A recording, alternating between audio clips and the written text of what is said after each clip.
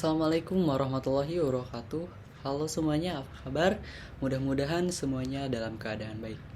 Perkenalkan, nama saya Aspi Raihan, jurusan Ilmu Komunikasi angkatan 2022 dari Universitas Muhammadiyah Yogyakarta.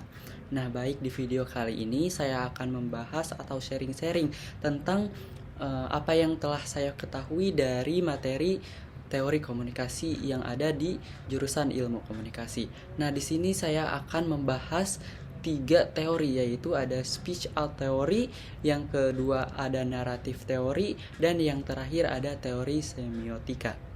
Nah, baik, yang pertama, di sini ada speech art theory. Apa sih itu speech art theory? Atau dalam bahasa Indonesianya itu bisa dikatakan tindak tutur. Nah, teori ini diperkenalkan oleh filsuf Oxford yaitu Austin dalam bukunya How Do You Think with the World, dan dikembangkan lebih lanjut oleh filsuf Amerika yaitu Shirley. Teori ini menyatakan bahwa makna dari ekspresi bahasa dapat dijelaskan dengan aturan-aturan yang mengatur penggunaannya dalam melakukan berbagai tindak tutur, misalnya menegur, menegaskan, memerintah, berseru, dan lain-lain.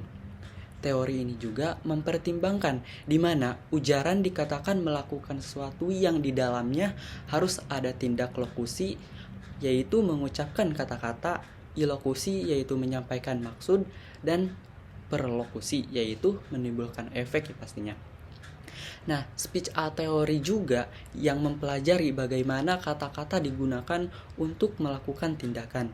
Dan teori ini menyatakan bahwa makna dari ekspresi bahasa dapat dijelaskan dengan aturan-aturan yang mengatur penggunaannya dalam berbagai tindakan tutur, seperti menegaskan, bertanya, berjanji, dan sebagainya. Nah, teori ini juga mempertimbangkan tingkat di mana ujaran dikatakan melakukan tindak lokusi, ilekosi, dan perlokusi. Teori ini juga membantu kita memahami kemampuan bahasa untuk melakukan hal-hal lain seperti mendeskripsikan realita. Nah, daripada itu, di sini saya akan memberikan contoh dari teori speech art ini. Yang pertama yaitu ketika Anda mengucapkan kata terima kasih kepada seseorang, nah Anda tidak hanya menyampaikan sebuah kata saja, tetapi di dalamnya juga itu Anda melakukan tindak tutur ekspresif yang menunjukkan rasa hormat atau kesopanan terhadap orang lain. Yang kedua ada ketika Anda mengucapkan saya berjanji akan membayar utang saya besok kepada seseorang. Nah, Anda itu tidak hanya menyatakan niat Anda, tetapi di sana juga Anda melakukan tindak tutur komisif yang mengikat Anda untuk melakukan sesuatu di masa depan. Oke, kita lanjut pada teori yang kedua, yaitu ada teori naratif. Apa sih itu teori naratif? Teori naratif dalam ilmu komunikasi adalah teori yang menganggap bahwa manusia adalah makhluk yang bercerita. Jadi semua makhluk yang ada di muka bumi ini tuh suka bercerita ya. Nah, bisa juga dikatakan sebagai homo narrans. Dan cerita-cerita tersebut juga yang mereka buat dan bagikan bisa memiliki makna dan pengaruh dalam kehidupan sosial mereka. Teori ini dikembangkan oleh Walter Fisher, seorang ahli komunikasi Amerika yang mengusulkan konsep rasionalitas naratif sebagai cara untuk melihat nilai dan kebenaran sebuah cerita. Teori naratif ini berbeda dari teori-teori komunikasi lainnya ya, yang lebih berfokus pada aspek logis, empiris, atau kualitatif dari komunikasi. Teori ini justru lebih menekankan pada aspek-aspek emosional, estetis, atau kualitatif dari komunikasi. Nah, teori ini juga mendukung bahwa manusia itu bukan hanya berkomunikasi untuk menyampaikan informasi saja, tetapi juga untuk mengekspresikan identitas, nilai-nilai, dan pandangan dunia mereka. Nah, dalam teori naratif ini, itu tuh memiliki 4 konsep, yang mana diantaranya itu yang pertama ada narasi, yaitu sebuah komunikasi yang mengandung urutan peristiwa atau tindakan yang memiliki makna bagi penutur dan pendengar. Yang kedua ada rasionalitas naratif, yaitu sebuah standar untuk mengevaluasi sebuah cerita berdasarkan 2 kriteria. Yang pertama kriteria kriterianya itu yaitu koherensi, yaitu konsistensi internal sebuah cerita. Dan yang kedua itu kejujuran, yaitu kesesuaian sebuah cerita dengan realitas sosial. Nah lanjut, ada konsep yang ketiga yaitu paradigma naratif, yaitu sebuah pandangan bahwa semua bentuk komunikasi manusia dapat dipahami sebagai cerita yang bersaing satu sama lain untuk mendapatkan penerimaan dari masyarakat. Dan yang terakhir itu ada good reason, yaitu sebuah alasan yang meyakinkan bagi seseorang untuk menerima sebuah cerita sebagai benar atau bernilainya.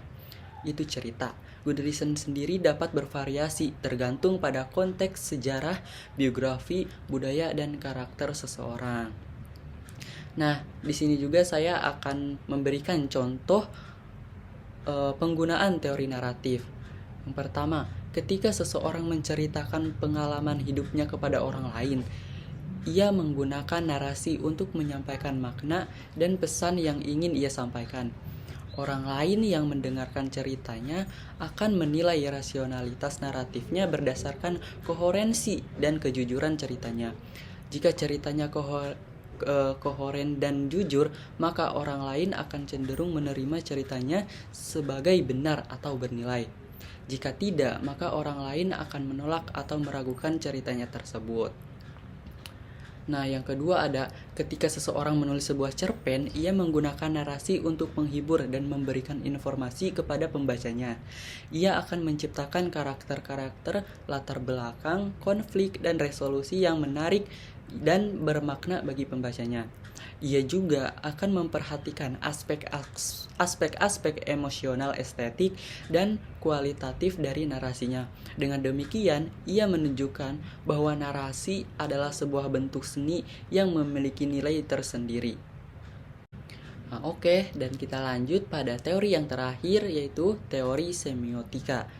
Teori semiotika dalam ilmu komunikasi adalah teori yang mempelajari tanda-tanda dan makna yang terkandung di dalamnya. Teori ini berangkat dari gagasan bahwa manusia berkomunikasi tidak hanya dengan bahasa, tetapi juga dengan berbagai simbol, gambar, gerak, suara, dan objek yang memiliki arti tertentu bagi mereka. Nah, teori ini juga mengakui bahwa makna tidak bersifat tetap atau objektif, tetapi bersifat relatif dan subjektif, tergantung pada konteks dan interpretasi komunikator dan komunikannya. Nah, teori semiotika ini dikembangkan oleh beberapa tokoh, di antaranya yaitu ada Ferdinand, ada Charles, ada Ronald, dan ada Eko juga. Nah, mereka memiliki pendekatan yang berbeda-beda dalam setiap memahami tanda-tanda dan makna-maknanya tersebut. Secara umum, teori semiotika ini memiliki beberapa konsep kunci. Antara lain, ada tanda, yaitu sebuah entitas yang mengacu pada sesuatu yang lain selain dirinya sendiri. Tanda dapat berupa kata-kata, gambar, suara, dan benda-benda atau sebagainya. Yang kedua ada signifier, yaitu bentuk atau penampakan fisik dari tanda. Signifier dapat berupa bunyi, tulisan, gambar, atau apapun yang dapat dilihat atau didengar. Yang selanjutnya ada signified, yaitu konsep atau makna yang diasosiasikan dengan signifier. Signified dapat berupa ide, gagasan, perasaan, atau apapun yang ada di pikiran. Yang selanjutnya ada kode, yaitu sebuah sistem aturan atau konvensi yang mengatur hubungan antara signifier dan signified. Kode dapat bersifat linguistik, misalnya bahasa, atau non-linguistik, misalnya kode warna, kode busana, atau kode etiket. Nah, yang selanjutnya ada konteks, yaitu situasi atau latar belakang yang mempengaruhi makna dari tanda-tanda. Konteks dapat meliputi faktor-faktor seperti waktu, tempat, budaya, sejarah, tujuan komunikasi, dan lain-lain. Yang selanjutnya ada interpretasi, yaitu proses pemberian makna kepada tanda-tanda berdasarkan kode dan konteks.